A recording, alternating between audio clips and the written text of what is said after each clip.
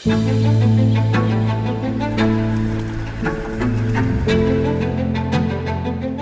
is vandag hier by Van Heerden Boerdery in Boshoff, waar ons baie opgewonde is vandag om bietjie met Apex se trop te werk en dan ook 7 koeie wat ons op Bonna Bonna, die Kalahari veiling en by die Krieke se veiling verkoop het hierdie jaar te laai. Dit is 'n lang pad wat ons al stap met die goue gemsbokke.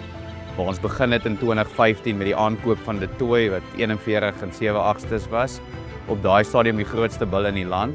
Ons het ook 3 jaar terug vir Apex gekoop, hy 47 duim en 'n 8ste, wat toe die grootste, of wat nog steeds die grootste bil in die wêreld is. Ons het ook nou in die laaste maand op die Kalahari veiling vir Piet gekoop, wat ons herdoop na Vanguard toe.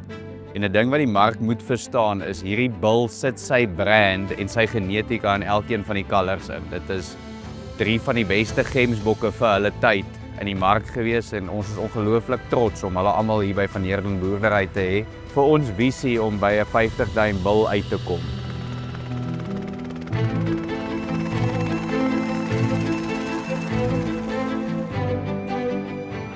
Hi, I'm Neil Van Heerden, co-owner from Heerden Boerdery. We see a massive movement, especially towards our European and Eastern European hunters, that's really starting to get into these color variants. And why it was such an easy sum for us to not just invest in Apex, but also in Vanguard, is that we can hunt both the males and the females for nearly the same price. It's a natural tendency where big animals sell themselves and then the rest of the slams will always follow.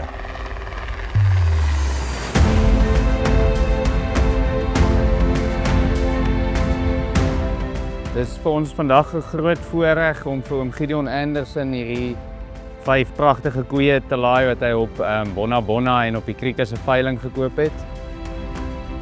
46 op die kop. Persoonlik vir my 'n groot kompliment as oom Gideon by jou 'n bok koop. Ek weet hoe hy op sy data gefokus is en ons hoop oom geniet hulle so baie soos ons hulle geniet het. 45 en 6/8. Ons is hier vandag by die 2 goue gemsbok koeie wat ons op die groot Kalahari veiling aan Boetie de Vries verkoop het. 44 duim links. Om hierdie 2 diere uit ons trop uit te haal, maak ons seer. Maar ons besef dat ons beste moet aanbied op die veilings en ons sien uit om te sien hoe hierdie 2 Apex kalvers in hulle maag ontwikkel.